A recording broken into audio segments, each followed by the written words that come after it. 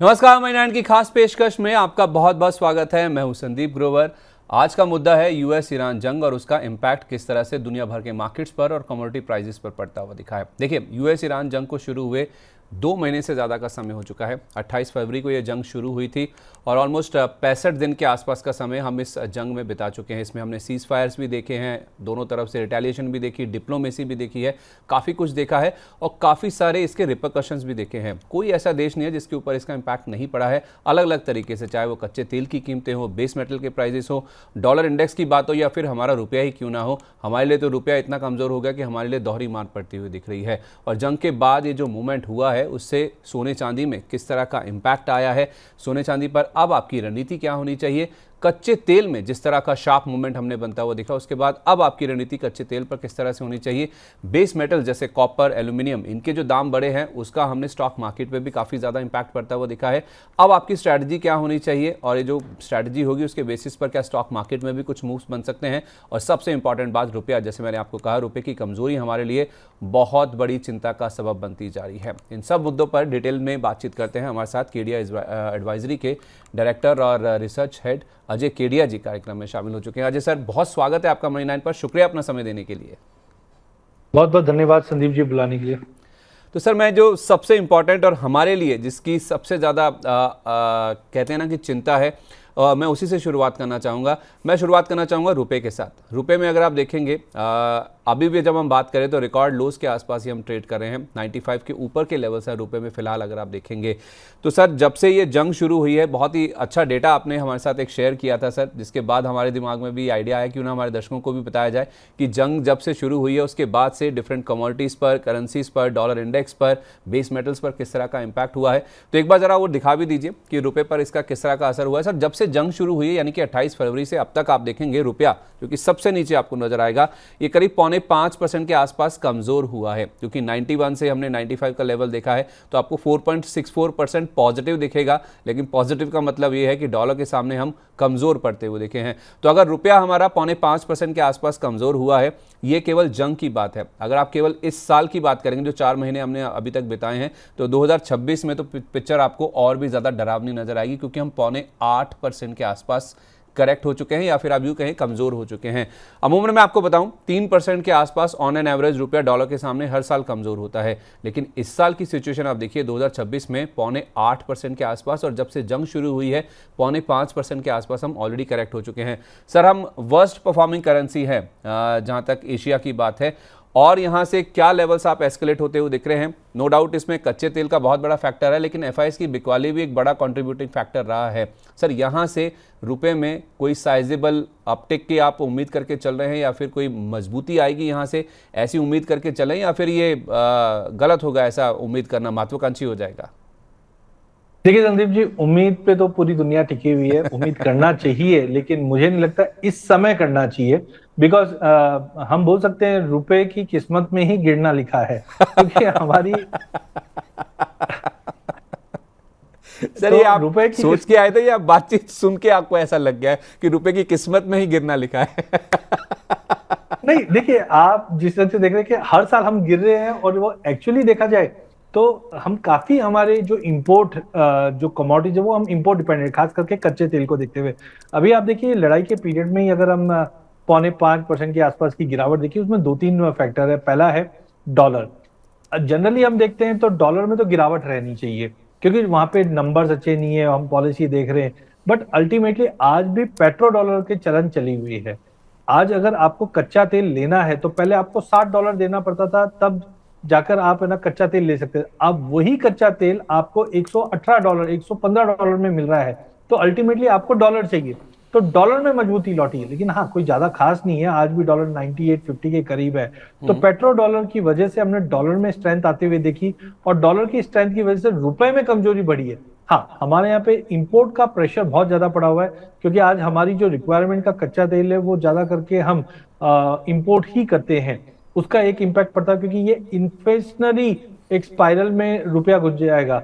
और यहाँ पे हमने देखा एफआईज के अंदर भी कोई स्ट्रक्चर्ड पैसा इकोनॉमी में नहीं आया, बिकॉज जिस ढंग से गिरावट कंसिस्टेंटली चल रही है तो एफआईज भी थोड़ा दूर है इसमें। चाहे टैक्सेशन का एंगल पकड़ लीजिए, या दूसरी कंट्री टैक्सेशन के पार्ट पे या रिटर्न पार्ट पे, जैसे चाइना है, जापान है, थोड़े ठीक ठाक है। तो कुल मिलाकर ये सारे फैक्टर की वजह, अच्छा दूसरा, जब से हम देखें इस बार एल नीनो की वजह से बरसात भी कमजोर रहेगी, ये सारे ही फैक्टर कहीं ना कहीं रुपए को कमजोर करते हुए दिख रहे हैं। और मुझे लगता है कि उम्मीद छोड़नी तो नहीं चाहिए। आरबीआई बार बार में हम देख रहे हैं हमारा फॉरेक्स जब बहुत अच्छा है, 700 बिलियन के करीब है, तो आरबीआई बार बार में इंटरवेन करने की कोशिश करता है। बट मुझे लगता है जल्द हम 98 50 के जोन में भी आराम से जाते हुए देखेंगे। तो स्लो एंड स्टडी है, बट आई थिंक रुपये में वीकनेस कंटिन्यू रहेगी, चाहे आप डॉलर की तेजी की वजह से या कच्चे तेल के एलिवेटेड लेवल्स पे या बरसात है या एफआई, कोई भी फैक्टर ले लीजिए। मतलब मैंने तो आपको एक दो फैक्टर्स बताए थे, आपने दो तीन फैक्टर उसमें और जोड़ दिए। लेकिन सर एक मास्टर स्ट्रोक आया था आरबीआई की ओर से जब उन्होंने सारी पोजीशंस लेने के ऊपर एक लिमिट लगा दी थी, और उसके बाद हमने देखा था रुपया एक्सपेक्टेड था कि 92 तक मजबूत हो जाएगा, 92.5 से वापस घूम गया, अब फिर से 95 के आसपास के लेवल्स दिख रहे हैं। तो ऐसी उम्मीद करें सर कि कुछ ऐसे मास्टर स्ट्रोक फिर से आरबीआई की ओर से आ सकते हैं, क्योंकि वित्त मंत्री जी भी लगातार मेंटेन कर रही हैं सर, जैसे आपने कहा कि रुपए में अपनी कमजोरी से ज़्यादा डॉलर की जो स्ट्रेंथ है वो ज़्यादा इम्पैक्ट करती हुई दिख रही है। तो क्या उम्मीद करके चलें कि सर आने वाले समय में रुपए को थोड़ा एक लेवल में या एक रेंज में रखने के लिए आरबीआई की ओर से इंटरवेंशन या फिर और स्टेप्स आ सकते हैं? देखो ऑलरेडी आरबीआई गवर्नमेंट ने बहुत अच्छे अच्छे स्टेप्स लिए। आज हमने अल्टरनेट्स हमने ढूंढे। आज हम देख रहे थे कि जब पूरी दुनिया रशिया से तेल नहीं ले रहा था, हमने इतने अच्छे डिप्लोमेसी रिलेशंस बनाए कि हम रशिया, ईरान सभी जगह से काम कर रहे हैं। तो मुझे लगता है देखो गवर्नमेंट सारे स्टेप्स ले भी रही है, इंटरवेन भी करते रहेगी, बट अल्टीमेटली आप ये देखिए जब तक कच्चा तेल एक एक दिन $100 के ऊपर कच्चा तेल टिकना हमारी इकोनॉमी के लिए अच्छा नहीं है। तो टाइमिंग तो मुझे लगता है एवरी एफर्ट्स जो लिया जा रहा है वो गवर्नमेंट पूरी तरह से ले रही है, पॉलिसीज के फ्रंट पे या इंपोर्ट के फ्रंट पे। आज आप देखिए 5 साल के अंदर रिन्यूएबल एनर्जी के ऊपर हमने बहुत ही बेहतरीन काम किए, चाहे ईवीस हो, चाहे सोलार हो, चाहे विंड हो, सभी पे हम काम कर रहे हैं। बट अल्टीमेटली देखिए कच्चा तेल एक सबसे बड़ा ट्रिगर है इन्फ्लेशन के लिए, और इन्फ्लेशन की वजह से आप देखेंगे उसका इम्पैक्ट पड़ेगा। यूएस में भी जो हम लोग रेट कट की एग्रेसिव बातें कर रहे थे, अब रेट हाइक की बात करने लग गए, तो अल्टीमेटली सबका असर पड़ रहा है। तो आई थिंक हाँ आरबीआई इंटरवेन करेगी, उसका बीच बीच में जर्क्स मिलते हुए दिखाई देंगे, पर ultimately we are heading towards 98 98.50। ठीक है, चलिए कच्चे तेल के ऊपर काफ़ी फोकस है, कच्चे तेल की कई बार मेंशन होगी तो कच्चे तेल की ही बातचीत कर लेते हैं। अब कच्चे तेल सर अगर आप हाईलाइट कर रहे हैं, क्या मैं सही समझा हूँ, जब तक ट्रिपल डिजिट में है तब तक हमारे लिए दिक्कत बनी रहेगी, इसका ट्रिपल डिजिट के नीचे रहना हमारे लिए, हमारी इकोनॉमी के लिए बहुत इंपॉर्टेंट है? देखिए बिल्कुल ट्रिपल डिजिट के नीचे। और आप ये मान के चल लीजिए आज से 2-3 साल पहले तक हमारे पास तकलीफ क्या थी, प्रोडक्शन ज्यादा था डिमांड के मुकाबले, इसीलिए ओपेक प्लस कंसिस्टेंटली अपने प्रोडक्शन कट कर रहे थे ताकि भाव में स्टेबिलिटी आ जाए। अभी आप देखिए ओपेक अगर प्रोडक्शन बढ़ाने की बात करे या यूएई का एग्जिट होना, यहाँ पे भी आप देखोगे कि यूएई करीबन 5 मिलियन बैरल के आसपास का प्रोडक्शन करता है, जबकि उसका कंट्रीब्यूशन 2-2.5 मिलियन के ऊपर नहीं है ओपेक में। अब वो कहीं ना कहीं ये देख रहा है कि अगर मैं निकल के प्रोडक्शन बढ़ा भी दूं तो उसका इम्पैक्ट नेगेटिव ही आना चाहिए, लेकिन उसके बावजूद आप देखोगे प्राइजेस में तेजी बनी हुई है। उसका मेजर है प्रोडक्शन से अब कोई बड़ा इम्पैक्ट नहीं है, अभी इम्पैक्ट है स्टेट ऑफ हॉर्मोज, जो फंक्शनली हम बोलेंगे क्लोजर्स है। आज दुनिया का 20% ग्लोबल ऑयल जो है वो इसी रूट से मूव करता है। तो पहले तो क्या था, खाली ईरान ने स्टेट ऑफ हॉर्मोज को बंद किया था, अब ब्लॉकेट जो है यूएस की तरफ से भी आ गया है। उसकी वजह से जो ग्लोबल लॉजिस्टिक कंसर्न है ये एक बड़ा कारण। अच्छा दूसरा एक चीज आप ध्यान रखिए, कल को अगर लड़ाई बंद भी हो जाती है ना, आप ये मान के चलिए कम से कम 3 से 4 महीना लगेगा एनर्जी इंफ्रास्ट्रक्चर को रीइंस्टेट करने में, क्योंकि इस लड़ाई के इन बिटवीन हमने देखा कतार में एलएनजी फैसिलिटी है, या ईरान के अंदर भी जो एनर्जी इंफ्रास्ट्रक्चर है वो काफी तरीके से डैमेज किया गया है। तो अब उसको रीइंफोर्स करने के लिए या रीइंस्टेट करने में समय तो लगने वाला है।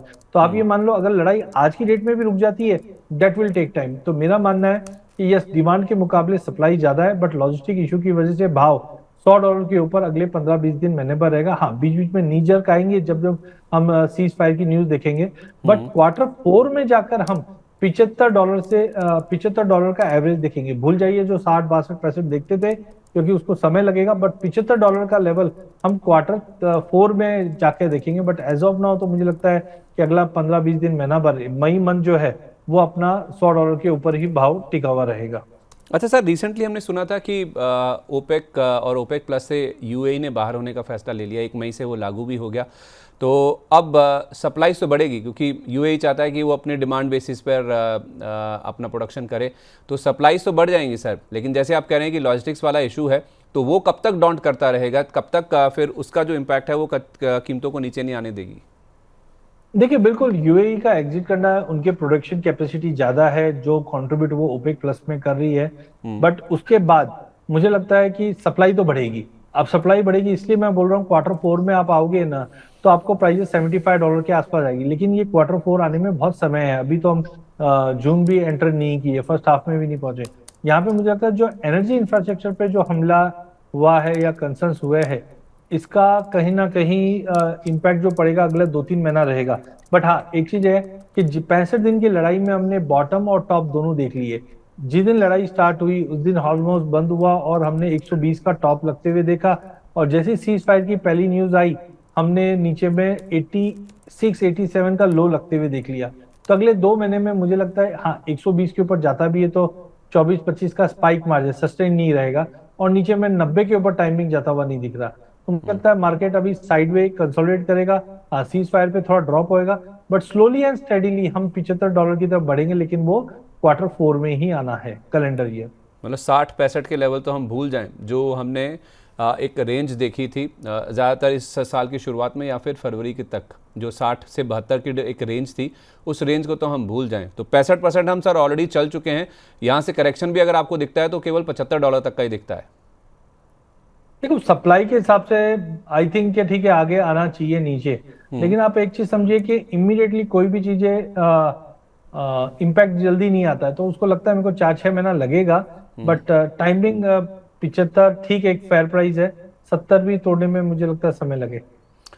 ओके तो 15 से 20 दिन तो कम से कम यही नज़र आ रहा है कि $100 के हम ऊपर ही रहेंगे, और जब तक ट्रिपल डिजिट के ऊपर रहेगा कच्चे तेल का भाव तब तक हमारे लिए दिक्कत की बात रहेगी, हमारी इकोनॉमी के लिए दिक्कत रहेगी। 85% क्रूड हम इंपोर्ट करते हैं, हमारे लिए महंगाई बढ़ेगी, और उसके साथ साथ इसका जो इम्पैक्ट है वो शेयर बाजार में भी दिखेगा, क्योंकि कंपनियां जो मैन्युफैक्चरिंग करती हैं उनके लिए भी कच्चा तेल रॉ मटेरियल होता है, उसके बाई प्रोडक्ट्स रॉ मटेरियल्स होते हैं, तो उनका भी इम्पैक्ट हमें समझना होगा।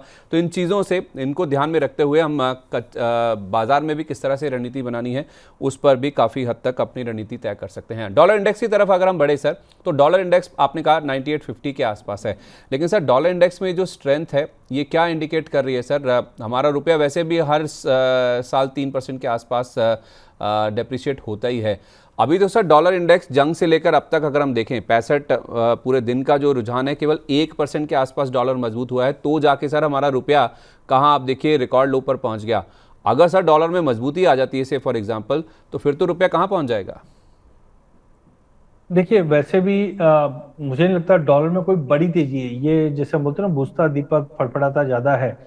आप ये देखिए जिस ढंग से इन्फ्लेशन बढ़ा है, यूएस जो एग्रेसिव रेट कट पे था वो अब रेट बढ़ाने की बात करे। नए जो फेड चेयरमैन है वो केविन वॉश जाने जाते हैं रेट कट्स के लिए, लेकिन आप ये इन्फ्लेशन जो 2% का टारगेट रखा जा रहा था, अब आप देखिए 3 के ऊपर आराम से झूल रहा है और बढ़ना ही बढ़ना है। साथ में हमको लास्ट ईयर भूलना नहीं चाहिए जब टैरिफ वॉर था, टैरिफ वॉर की वजह से भी यूएस के अंदर इन्फ्लेशन बढ़ना, ये कम नहीं होने वाला है ये चीज। तो मुझे लगता है दौरी मार रहेगी यूएस के लिए, और नंबर्स चाहे अनएम्प्लॉयमेंट की बात करो, रिटेल सेल्स की बात करो, वहां पे कोई उभार नहीं आ रहा है। तो मुझे लगता है डॉलर में टेम्पररी जो तेजी है वो कच्चे तेल को लेकर है, और हो सकता है ऊपर में 100-102 तक का लेवल दिखा दे, बट सस्टेनेबिलिटी नहीं दिखाई देगी। और वहीं हमारे यहाँ पे रुपए में हमने अभी डिस्कस किया भी है कि आज आप ये देखिए हम बहुत ज्यादा गिर रहे नहीं, उसमें एक चीज देखिए हमारा फॉरेक्स रिजर्व कितना है। आज हम 90 के दशक का कंसर्न हम जानते हैं जहां पे हमने गोल्ड गिरवी की रखे थे या ओपन अप किया था, बट आज वैसी दुविधा नहीं है। आज भी अगर आप ये देखेंगे ठीक है इलेक्शन अपना एक पार्ट हो गया, बट आज 65 दिन से हमने कंसिस्टेंटली हमारी सप्लाई को कंटिन्यू रखा, आज भाव में कोई चेंजेस नहीं लाया। ठीक है एक इलेक्शन मोटिव बोल सकते हैं, बट फिर भी आज भाव में 65 दिन तक कोई चेंजेस नहीं लाना बड़ी बात है। आज बाकी कंट्रीज में आप जाओ,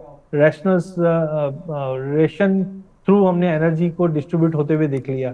तो टाइमिंग मुझे लगता है यस इंडिया के लिए भी चैलेंजिंग डे है, ऐसा नहीं है कि गवर्नमेंट काम नहीं करी, गवर्नमेंट बहुत अच्छे से काम कर रही है, बट इसका इम्पैक्ट आएगा। तो डॉलर में थोड़ी बहुत टेम्पररी तेजी रहेगी, जिसके से आई एम एक्सपेक्टिंग वही 9850 तक का लेवल मिल जाए। मजबूती आ सकती है बट उसके लिए कोई स्ट्रॉन्ग रीजन चाहिए। तो टाइमिंग तो टैरिफ वॉर हो गया, बारिश हो गई, एफआईज हो गई, ये सब में मुझे लग रहा है कि सारे फैक्टर जो है थोड़े बहुत नेगेटिव ही दिखा रहे हैं। नेगेटिविटी ज़्यादा दिख रही है। अच्छा, आपने कच्चे तेल को टच किया सर। नेचुरल गैस की जहाँ तक बात है, जब डोमेस्टिक प्राइसेस हम देखते हैं, एक बार वो चार्ट दिखा दीजिए। डोमेस्टिकली देखें तो सर 4.5% के आसपास नेचुरल गैस की कीमतें बढ़ी। हालांकि अगर हम यूएस की बात करें या फिर यूरोपियन कंट्रीज़ की बात करें, वहाँ पर गैस की कीमतें काफ़ी तेज़ उछाल हमने बनता हुआ दिखा वहाँ पर, क्योंकि उनकी डिपेंडेंसी काफ़ी ज़्यादा है, क्योंकि हीटर्स चलते हैं वहाँ पे, मौसम इस तरह से रहता है कि उनकी डिपेंडेंसी काफ़ी ज़्यादा है। तो सर डोमेस्टिकली तो गैस के दाम ज़्यादा नहीं बढ़े क्या? इसमें भी उसी चीज़ का फैक्टर है कि हमारे लिए सप्लाईज ज़्यादा इम्पैक्ट नहीं हुई हैं, सरकार ने किसी तरह से मेंटेन किया है, इस चीज़ को सुनिश्चित किया है कि कम से कम एक तबका ही सही, चाहे वो घरेलू तबका हो, उनको गैस की सप्लाई सुनिश्चित रही है। ये जो सर ग्लोबली जो प्राइजेस बढ़े हैं उसके मुकाबले जो हमारे यहाँ पे कीमतें कम बढ़ी हैं, क्या ये लेवल्स इसी तरह से रहेंगे आगे भी, या फिर हम कैचअप करते हुए दिखेंगे ग्लोबल प्राइजेस को? चंद्र जी, इसमें 3 पार्ट आ जाता है जो बहुत ही इंपॉर्टेंट है गैस के लिए। एक आता है इंडियन गैस कंजम्पशन, दूसरा आता है यूएस गैस, और तीसरा आता है यूरोप गैस। सबसे पहले इंडियन गैस की अगर बात करें, यस, हमने यहाँ पे देखा कि जो सिलेंडर की किल्लत हुई थी तो गवर्नमेंट पीएनजी एलएनजी पे पाइप गैस के ऊपर शिफ्टिंग करवाई थी, बिकॉज वहां पे हमारे पास सप्लाई ठीक ठाक थी रादर देन हम जो इम्पोर्ट्स कर रहे थे। बट फिर भी प्राइस के ऊपर गवर्नमेंट ने बिल्कुल अच्छी तरीके से उसको बैलेंस किया, इसलिए ज्यादा बड़ा पिंच तो नहीं लगा, बट लगा जरूर है। बट आप उसको कंपेयर कीजिए ग्लोबल मार्केट में क्या पिंच लगा हो, वो इंपॉर्टेंट है। सेकंड हम आ जाते हैं जो एमसीएक्स पे ट्रेड होता है, वो एक्चुअली यूएस गैस है। यूएस गैस में इस बार देखोगे तो वेदर अब कहीं ना कहीं वार्मर वेदर है, इसके लिए उतनी ज्यादा विंटर डिमांड नहीं रहती है। भाव पिछले 65 दिनों में रेंज बाउंड रहा। जनवरी में अगर आपको ध्यान हो तो 350-400 का नेचुरल गैस ने स्पाइक मार दिया था, पर उसके बाद मार्केट एक स्टैग्नेंट है, बिकॉज अब समर्स जैसे हम जैसे जैसे विंटर कम हुए तो वहां पे डिमांड कम थी, सप्लाई बढ़ रही थी, जिसके से गिरावट है। लेकिन इस बार जो बड़ा गेम चेंजर रहेगा वो यूरोप से रहेगा। देखिए 2-3 साल पहले, ये लड़ाई से पहले, रशिया यूक्रेन की लड़ाई से पहले, यूरोप नॉर्थ स्ट्रीम पाइपलाइन के थ्रू रशिया से गैस लेता था और बहुत अच्छे से काम चल रहा था। अब जैसे लड़ाई हुई, मालूम पड़ा कि ये तो वॉर फाइनेंस वाला इवेंट हो जाएगा, इसके लिए हम रशिया से नहीं लेंगे। तो इनकी डिपेंडेंसी अब जाकर 0 हो गई है रशिया से। और रशिया का जो रीइंस्टेट हुआ वो यूएस और कतार या मिडिल ईस्ट बोल सकते हैं, यहाँ से सप्लाई हो रही थी। अब डोनाल्ड ट्रंप आ गए, डोनाल्ड ट्रंप ने इनके ऊपर सैंक्शन बोलो या टैरिफ बोलो, ये सब चीज की चालू हो गई।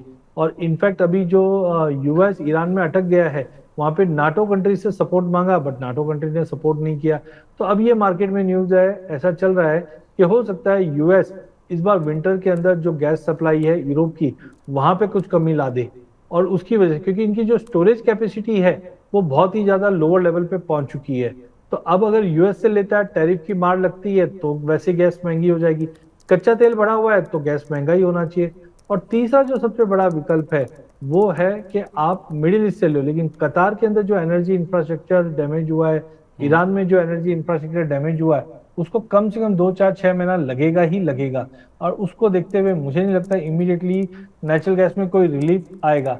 स्ट्रेटेजिकली देखें तो global market suddenly 10 million barrels कच्चे तेल में या 13 मिलियन बैरल कच्चे तेल में और गैस के अंदर, जैसे यूरोप की ये रिफिलिंग मई मंथ में ये लोग रिफिल करते हैं अपने स्टोरेज को, ये डिमांड आ जाएगी तो यूरोपियन गैस भागेगा। यूरोपियन गैस के चलते आप देखोगे कहीं ना कहीं यूएस गैस में भी तेजी आ जाएगी। ग्लोबल मार्केट में गैस के भाव में मुझे तेजी दिखती है। ठीक है, तो इंडिया में भी इम्पैक्ट पड़ेगा सर उसका फिर? देखिए यूएस के कंजम्पशन और इंडिया के कंजम्पशन में दोनों में जमीन आसमान का फर्क है। यहाँ पे अपन ज्यादा करके इंडस्ट्रियल यूज ज्यादा कर रहे हैं गैस का, रादर देन हम घर की बात करें। तो मुझे लगता है यस, थोड़ा फर्क तो पड़ेगा और पड़ भी रहा है। हमने देखा कि 20-25 दिनों से इंडस्ट्री के अंदर, होटल इंडस्ट्री हो गई, टाइल्स इंडस्ट्री हो गई या स्मेल्टर्स हो गए, इन पे किल्लत पड़ मतलब भाव की मार पड़ना स्टार्ट हो गई। तो थोड़ा बहुत फर्क तो इस पे भी पड़ता हुआ दिखाई दे। ओके, ठीक है। अब हम बात करते हैं सर बेस मेटल्स की। बेस मेटल्स की अगर हम बात करें, जंग से लेकर अब तक अगर हम देखें, यानी कि 28 फरवरी जिस दिन ये यूएस ईरान की जंग शुरू हुई थी, तो कॉपर की कीमतों में आप देखें तो 4.5% के आसपास का हमने उछाल देखा है। जिंक अगर आप देखेंगे तो 5% के आसपास, एल्यूमिनियम में करीब 18.5% का, और लेड में भी 5.5% के आसपास की बढ़ते हैं। हालांकि सर ये हायर लेवल से करेक्ट हुए हैं, उसके बाद ये लेवल्स बने हैं, तो और भी ऊपर के लेवल्स हमने बनते हुए देखें सर इनमें। बेस मेटल्स में सब सर हम इंडस्ट्रियल यूज़ की बात करें तो कॉपर और एल्यूमिनियम, ये 2 कमोडिटीज़ हैं जो कि हमारे लिए बहुत इंपॉर्टेंट है मैन्युफैक्चरिंग के हिसाब से। सर ये जो उछाल आया है उसका इम्पैक्ट आप किस तरह से देखते हैं मैन्युफैक्चरिंग पर भी, और यहाँ से कीमतें और कितनी बढ़ सकती हैं? देखिए पूरे बेस मेटल बैंक में जो आप रिटर्न देख रहे हैं उसके अंदर रुपए का रिटर्न माइनस कर दीजिए। फॉर एग्जांपल कॉपर में आप बोलते हैं 4.5% की तेजी आई, आप हम्म। रुपए की जो मजबूती है उसको हटा दीजिए, तो आप देखोगे कॉपर अनचेंज है, जिंक अनचेंज है, लेड मोटा मोटी अनचेंज रहा है। लेकिन एल्यूमिनियम में भी अगर आप ये 4-5% निकाल भी देते हो तब भी 12-13% की तेजी आई। क्यों? क्योंकि मिडिल ईस्ट करीबन 19% के आसपास का सप्लाई मिडिल ईस्ट से हम एल्यूमिनियम का देखते हैं, और वहां पे लॉजिस्टिकल इशू की वजह से हमने एल्यूमिनियम पे एक बड़ा जंप आते हुए देखा है। तो मुझे लगता है यस, एल्यूमिनियम एलएमई पे $4,000 क्रॉस करने की तैयारी में है। डोमेस्टिक मार्केट पे भी अगर हम देखते हैं तो इस वक्त प्राइस वैसे 372, बट 400 का लेवल जल्द ये भी क्रॉस कर जाएगा। कारण सिंपल है, एक चाइना अपना production cap 45 million metric ton के आसपास का कर रखा है। दूसरा बॉक्साइट है या जो बाकी इंग्रेडिएंट है वो भी कॉस्टली है, लॉजिस्टिक इशू बना हुआ है। और लास्ट अगर हम बात करते हैं तो यहाँ पे मुझे लगता है कि अभी भी सप्लाई साइड जो कंसर्न्स है वो प्राइसेस को अपलिफ्ट करता हुआ दिखाई देगा। तो पूरे हम्म। बेस मेटल पैक के अंदर हो सकता है मई मंथ हमें कंसोलिडेशन बढ़ा रहे, लेकिन कॉपर मुझे बहुत अच्छा स्ट्रॉन्ग मूव दिखता है पहला, जहाँ पे हम जल्द वापस 1380 या 14,000 का लेवल एलएमयू पे देखेंगे, या उसके बियॉन्ड भी जा सकता है। ये साल बेस मेटल का है। वहीं अगर हम लेट से जिंक की बात करें, सप्लाई ठीक ठाक है इस बार, लेकिन ऐसा सेलिंग प्रेशर नहीं है जो प्राइस को दबाव दे। तो मुझे 340 से 360 के बीच में दिख रहा है। बट यस, निकल में भी लास्ट एक हफ्ते भर में शानदार तेजी दिखाई है। जिस ढंग से डिमांड थोड़ी बहुत इंप्रूव होते हुए दिखाई देगी सप्लाई के मुकाबले, बट देन ऑल्सो कोई बड़ा नहीं, मुझे लगता है 1980 1990 का रजिस्टर रहेगा। लेकिन यस, एल्यूमिनियम में मुझे बड़ी तेजी दिख रही है अभी भी, जिस ढंग से ग्लोबल मार्केट में अनसर्टेनिटी है। मुझे लगता है जल्द ये 300 का लेवल टच कर, एल्यूमिनियम इस वक्त 372 का भाव है, जल्द 390 95 का लेवल दिखा सकता है। ओके, तो मतलब एल्यूमिनियम में और यहाँ से जंप देखने को मिल सकता है 390 395 तक। कॉपर में 1380 तक की तेज़ी देखने को मिल सकती है।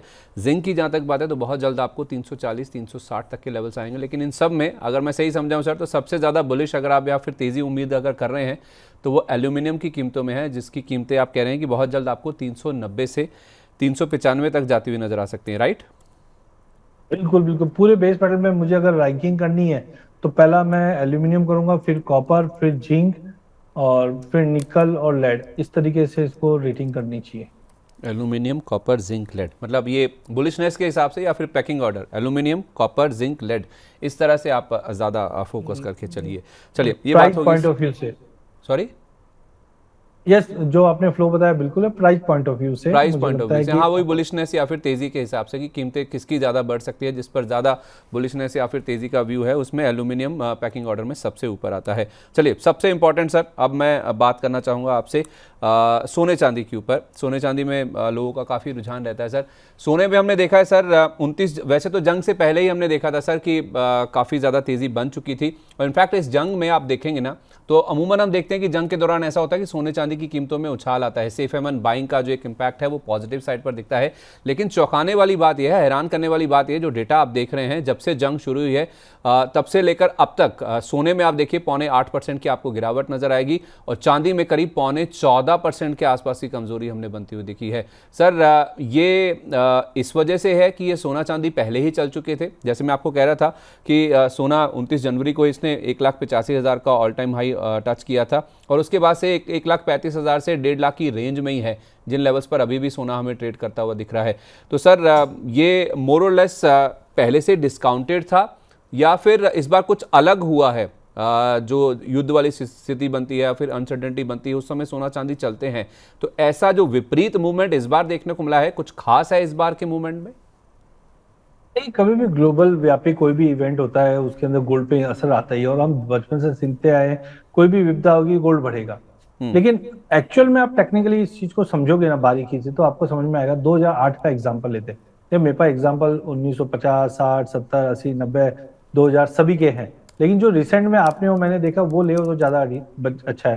तो 2008 में जब हमने ग्लोबल फाइनेंशियल क्राइसिस देखा था, 21 जनवरी को इक्विटी मार्केट में क्रैश आ जाता है, और या फरवरी में हम बोले कच्चा तेल $150 टच कर जाता है जब फाइनेंशियल क्राइसिस का समय था। अब वो टाइम पे हमने देखा कि पहले 6 महीने सोने और चांदी में भी करेक्शन आया। चलिए हम 2022 की बात कर लेते, 20 में भी कोविड में भी वैसा ही हुआ था, बट 22 की बात कर लेते। 1 मार्च 2022 को रशिया यूक्रेन का वॉर स्टार्ट होता है और सोना जो 2000 से $2100 के करीब था वहां से गिरता है और $1600 आ जाता है। क्यों आता है? आप एक समझिए कि सोना लॉन्ग टर्म ठीक है, डेफिनेटली तेजी है, लड़ाई में तेजी है, सब रहेगा, लेकिन पहला है प्रॉफिट बुकिंग, जो आपने बिल्कुल पॉइंट अच्छा उठाया। पिछले 2-3 साल से हमने एक अच्छी खासी तेजी आते हुए देखी थी।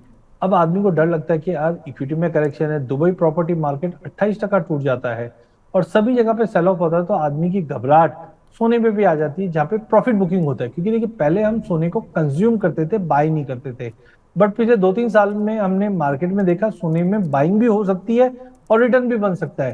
तो अब जिन्होंने अच्छे रिटर्न बनाए वो प्रॉफिट बुक करना चाहते हो, और आज भी अगर आप देखोगे तो करीबन 65% की तेजी YOY गोल्ड में आया हुआ है।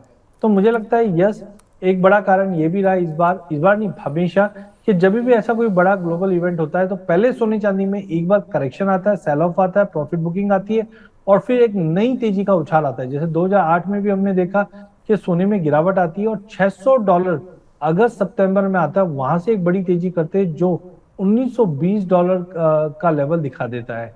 वहीं अगर हम इधर आते हैं 2022 में, तब हमने देखा कि $2000 से 1640 के आसपास गोल्ड आता है और 1600 से ये 5600 का हाई लगा देता है। तो इस बार भी हमने ये देखा कि पिछले 65 दिनों में प्राइजेस ने $5600 से अब तक $4100 का लो लगाया, जो लगभग सोने के केस में हम बोल सकते हैं 28 से 30% का करेक्शन और चांदी के केस में 58% का करेक्शन देख चुके हैं। तो यहाँ पे मुझे लगता है थोड़ी बहुत और गिरावट आ सकती है, बट हाँ अक्टूबर ऑनवर्ड, सितंबर अक्टूबर ऑनवर्ड एक बड़ी तेजी का रुझान सोने चांदी में मिलेगा। तो टाइमिंग मुझे लग रहा है कि जो ग्लोबल इवेंट है उसकी वजह से इक्विटी, कमोडिटी, करेंसी सभी जगह पे जो सेल ऑफ चल रहे हैं उसकी वजह से सोने में भी हमने एक नेगेटिव रिटर्न्स टाइमिंग बनते हुए देख पा रहे हैं।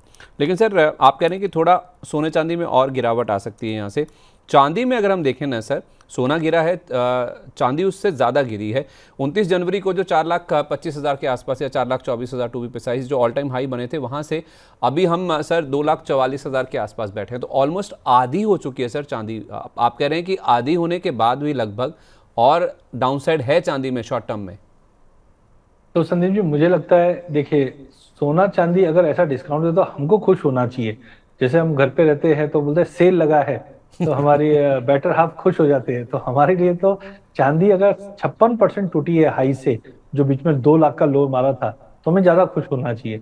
यस देखिए चांदी एक बहुत बड़ी रैली दिखा चुकी थी और इंडस्ट्रियल डिमांड, देखिए कोविड से पहले चांदी को हम ट्रेडिशनल यूज के लिए देखते थे, बट कोविड के बाद हमने समझा क्लीन एनर्जी, ग्रीन एनर्जी में चांदी का उपयोग ज्यादा है।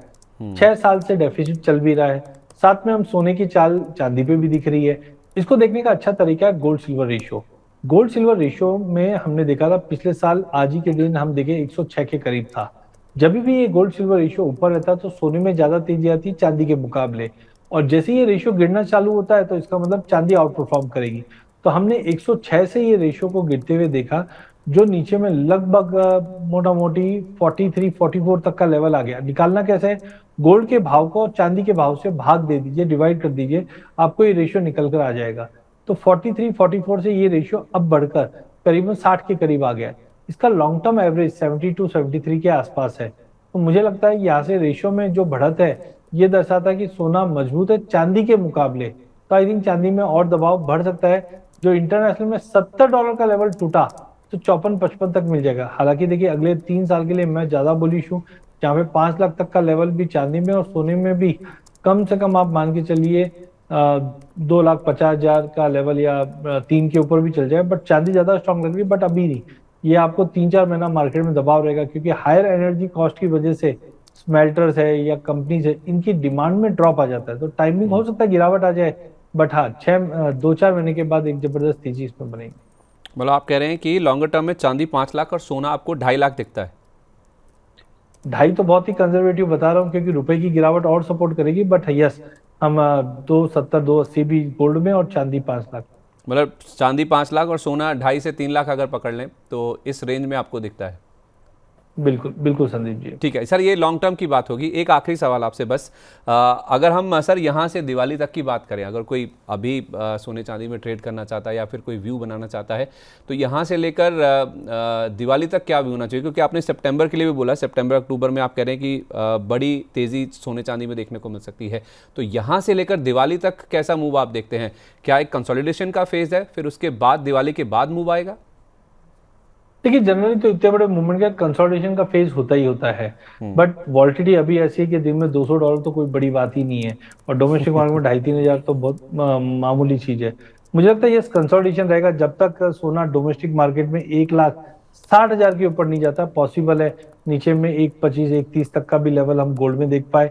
चांदी की बात करें तो इस वक्त जुलाई वायदा लगभग 2,45,00,000 के करीब ट्रेड कर रहा है। जब तक ये 2,65,000 के ऊपर या 2,70,000 के ऊपर होल्ड नहीं करे, हाई पॉसिबिलिटी है चांदी भी 2 लाख दिख जाए। तो टेम्पररी मुझे लगता है कि सोने चांदी में गिरावट रह सकती है, बट लॉन्ग टर्म 5 लाख के आसपास आराम से, लॉन्ग टर्म मतलब 2.5-3 साल का लेवल आप मान के चलो, और सोने में भी 2.5 लाख का भाव आराम से क्रॉस कर जाएगा, जहां पे हम थोड़ा भी स्टेबिलिटी मार्केट के प्राइस में आते हुए देखेंगे, क्योंकि जैसे भाव स्टेबल होंगे तो बाइंग और बढ़ती है। सोने में क्या बोला सर? जब तक 1,60,000 पार नहीं होता, 1,20,000 तक की भी डाउन साइड संभव है? 1,25 से 1,30 तक का सपोर्ट लग रहा है, क्योंकि रुपए की गिरावट हमारे यहाँ पे ना प्राइजेस को थोड़ा सपोर्ट करेगा, जबकि इंटरनेशनल में मुझे लगता है कि $41 का एक सपोर्ट है, अगर वो टूटता है तो नीचे में हम 34,500-3500 का भी भाव देख पाएंगे। पर टाइमिंग मुझे लगता है डोमेस्टिक मार्केट में 1,25 तक का बेस आप मान के चलो।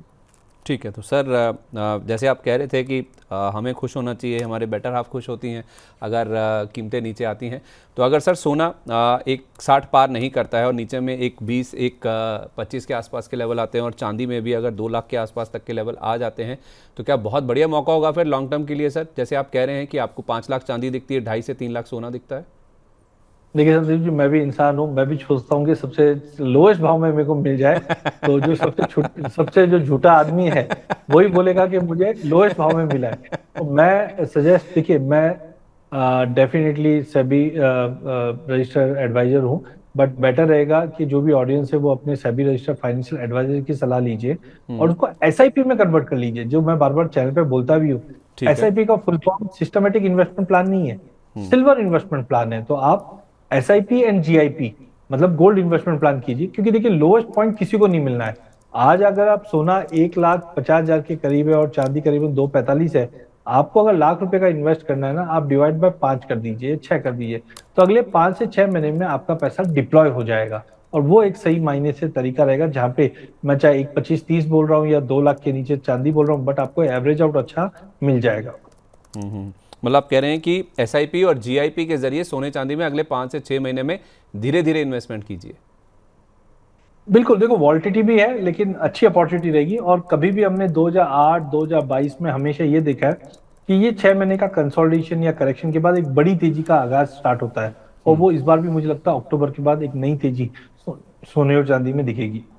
चलिए ठीक है सर, इसी पॉजिटिव नोट पर बहुत शुक्रिया आपका आज कीमती समय हमारे साथ शेयर करने के लिए। कोई डिस्क्लेमर सर, जैसे आप मेंशन कर भी रहे थे, क्योंकि आपने सारी कमोडिटीज़ के सबके भाव भी बताए हैं।